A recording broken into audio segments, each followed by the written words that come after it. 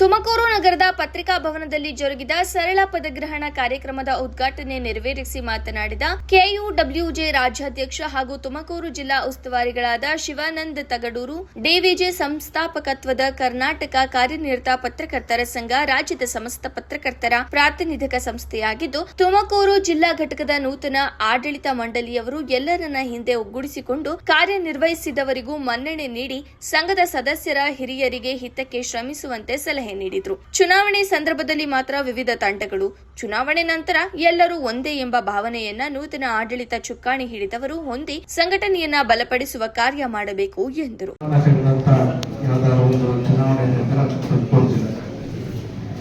ಎಲ್ಲ ಕಡೆ ಯೂಶುವಲ್ ಆಗಿ 12 ಜಿಲ್ಲೆಗಳಲ್ಲಿ ಅವಿರೋಧ ಆಯ್ಕೆ ಆಯಿತು.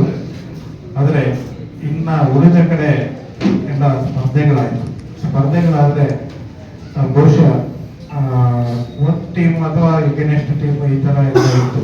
2 ಪ್ಯಾನಲ್ಗಳಲ್ಲಿ ಚುನಾವಣೆಗಳಾಗಿರುವಂಥದ್ದು ಬಹುತೇಕ ಜಿಲ್ಲೆಗಳು.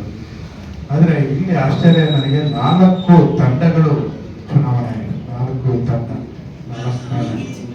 ಚುನಾವಣೆ ಆಗುವವರೆಗೂ ನಾವೆಲ್ಲರೂ ಚುನಾವಣೆ ಸಂದರ್ಭದಲ್ಲಿ ಅನೇಕರ ಮನೆಗಳಿಗೆ ಹೋಗ್ಬೇಕಾಗಿ ಬಂತು ನಿಮ್ಮೆಲ್ಲರಿಗೆ.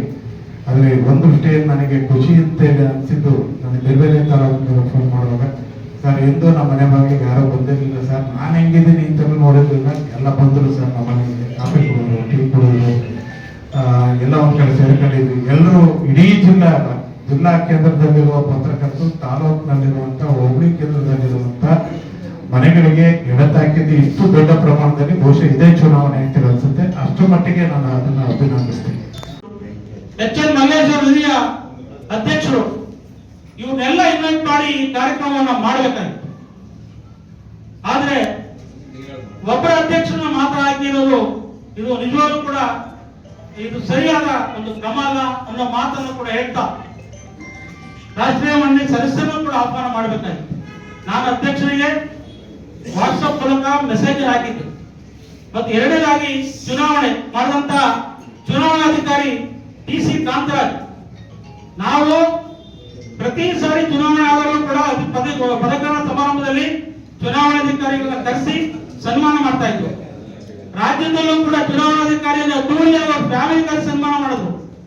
ಚುನಾವಣಾಧಿಕಾರಿ ಪ್ರಾಮಾಣಿಕವಾಗಿ ಒಂದು ಚುನಾವಣೆಯನ್ನು ನಡೆಸಿಕೊಟ್ಟಿರ್ತಕ್ಕಂಥವ್ರು.